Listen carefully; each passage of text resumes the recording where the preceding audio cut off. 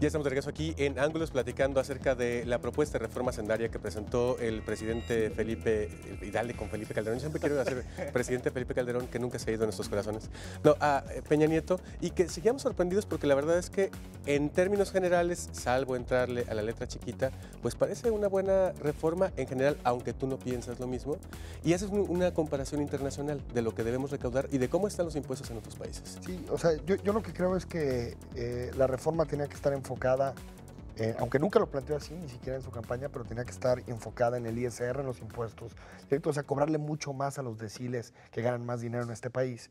Y, por ejemplo, si nos comparamos con países, porque si queremos meter estas nuevas estructuras de bienestar social, pues hay que compararnos cómo recaudan otros países. Por ejemplo, en Francia todo aquel que gana $1 millón, $1 millón de euros, perdón, paga el 75% de impuestos. 75%, o sea, casi al nivel de Cuba, ¿no? Que anda en el 92, 93.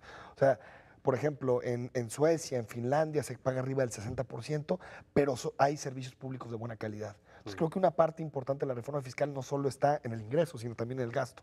En decir, bueno, yo te cobro más impuestos, pero te voy a entregar esto, esto y esto a cambio. Y creo que también es una parte de lo que faltó. No veo indicadores en términos de calidad de gasto, ¿no? Completamente de acuerdo con Enrique. La verdad, me sorprende lo del aumento del ISR, la tasa de 30-32% de las personas que ganan más de 500,000 pesos al año, es decir, más de 41,000 pesos, 42,000 pesos al mes, Exacto, más o menos. Que ahí hay que hacer ese matiz porque pone igual a los que ganan millones y millones que a los que ganan apenas 500,000 pesos. Hubiese sido mejor, ponle, 32% y después el que gana 1 millón de pesos, métele 38%, más de 2 millones de pesos, 50, 80%, es más, eso sí hubiese sido interesante y acompañado de un paquete de transparencia fiscal en que se gasta todo. Y bajárselo a los que menos ganan, porque hay que decir que el sí, que los menos ISR profesionistas. paga 26%. Exacto, paga como 22. Pero más bien, o sea, tratar de subir incluso los que están exentos, que creo que ahorita son 4,000 y cacho de pesos, Sí. los que están exentos de pagar ISR, subirlo a 7,000. Y con eso tienes un impacto mayor y le das a una parte buena de la población mayor capacidad de consumo. Exacto. ¿Sabes también que me sorprende el discurso en el primer inserto que escuchamos de Peña Nieto? ¿Cómo reconoce que el IVA le va a pegar a las personas de más bajos recursos porque gastan la mitad? Fíjate, porque eso ahí tumba un poco el paradigma. Siempre las cámaras empresariales y los organismos internacionales están insistiendo en que la reforma tiene que ser por el IVA porque es más equitativo, porque el que más gasta va a pagar más impuestos. Aquí acaba de derrumbarse ese mito. Siempre ha tenido que ser más por el lado del ISR, por el lado de los ingresos, grabar los ingresos y no el gasto. Es que ahí el problema es la proporción, ¿no? O sea, sí va a gastar más, pero lo que va a gastar es mucho menor en proporción a lo que gana, cuando las familias más pobres de este país dedican como el 60 o 70% a comida y a medicina. Si a eso le agregas el IVA, los matas, ¿no? Por cierto, algo interesante también de la propuesta es que se eliminan algunas deducciones que podían hacer las empresas. Por ejemplo, lo de los gastos, aunque parezca sencillo, los gastos de restaurante, es que voy a una comida con el socio y se deduce el gasto, o la compra de automóviles. Exacto. Porque muchos empresarios eso lo hacían era para beneficio personal o de los Allá hay un límite hasta el 10%. Después de esa tasa ya no van a poder deducir. Que esa parte yo creo que también es, es positiva. Sí hay que poner, este acento en el IVA, de decir, y que quede muy claro, porque yo también he escuchado muchos comentarios en Twitter, sobre todo, cuando puse mi opinión sobre que la reforma tenía que ser en materia de impuestos directos, en materia de impuestos a la renta, al trabajo, salario. Sí. Me dije mucha gente, pero es que el impuesto más justo es el IVA, porque nos cobra, si queremos consumir más, nos cobra más. No es cierto. Y aparte a todos les cobra lo mismo. Claro. Ganes 50 pesos o ganes 4 millones de pesos. Y eso es lo que lo hace regresivo. Que en realidad la misma tasa se le cobra a todos sin importar. O sea, tú es generalizado no, sino más bien progresivo dependiendo de lo que ganas. Pues, exacto, pero eso nada más no puede ser porque es muy difícil llegar a un establecimiento y que digas, oye, enséñame cuánto dinero ganas y te cobro el impuesto, ¿no? No, pero lo sí tienes que generalizar. Por nivel socioeconómico, ¿no? Por ejemplo, lo que podrías hacer, lo que han hecho muchos países es la canasta básica la dejan sin gravamen y algunos impuestos, por ejemplo, yo no estoy a favor de que por no cobrar IVA alimentos, el caviar se quede exento de impuestos, como está ahorita. Por ejemplo, que es un artículo de lujo que tendría que tener impuesto. ¿Ningún alimento entró a ese impuesto de los artículos de lujo? No. Ahora, hay un detalle.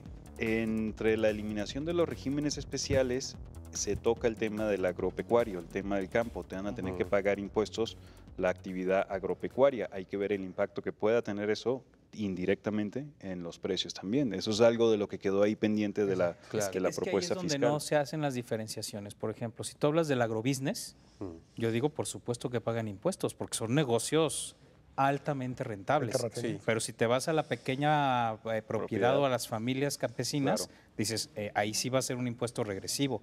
Lo que pasa es que esos matices todavía no los tenemos Exacto. tan claros, ¿no? Pero bueno, yo creo que ellos estaban pensando en el agrobusiness, que además es lo que han impulsado desafortunadamente en el Ellos país. mismos, ¿no? Sí, sí, sí. Claro. Ahora, lo otro es la educación privada, que en este momento, como están las cosas, es deducible de impuestos. Ya no solo no se va a poder deducir, sino que además se va a gravar con IVA. Pues mira, esa es una de las medidas en las que no estoy de acuerdo. Estoy de acuerdo en que se quite la deducción. De hecho, es un asunto que tiene 2 años apenas, ¿eh?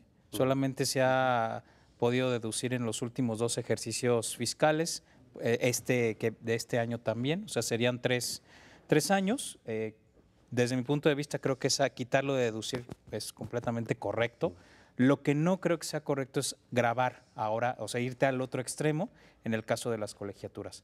Solamente por un asunto. Bueno, primero es un tema estratégico. Si para el regímenes especiales están poniendo como argumento no quitarlo completamente porque hay áreas estratégicas, yo diría, la educación es un área sin duda estratégica. Entonces, yo no lo quitaría por esa razón. Y la otra es que sobre todo en educación superior vas a presionar a la educación pública. Ese va a ser un rebote fundamental. Si hay gente que no va a poder ya pagar las colegiaturas privadas por este incremento que va a rondar entre el 15 y 16%, es altísimo. Claro.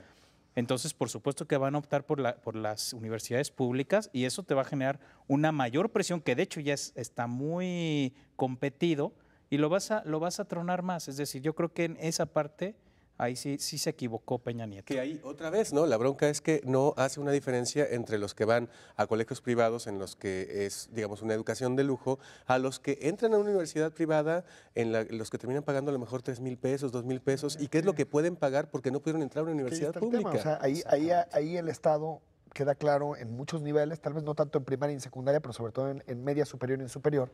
El Estado está dejando de ofrecer algo que debe oportunidades a jóvenes. Y bueno, por eso se crea un mercado de educación privada que trata de atender esos rezagos. Y bueno, ¿cómo le haces? Tendrías que mandar una reforma más compleja donde vieras, por ejemplo, que yo no estoy de acuerdo en que el Estado le pague la educación a un joven de una familia de clase alta, pues eso sería regresivo. Pero lo que sí es que para todos aquellos que no entren en listas en la universidad, que no entren en listas en las preparatorias, ¿cómo a dónde? Van a tener que pagar, no solo no va a poder deducir, se puede irle hasta un costo de 116% más. Mira, ahorita, de hecho, las cifras últimas de la Subsecretaría de Educación Superior, estás hablando de que la cobertura nacional es del 34%. Si tú a esa cobertura le generas todavía la presión de la gente que no va a poder cubrir las colegiaturas, pues se te va a disparar, ¿no? Entonces yo creo que esa medida sí es perniciosa.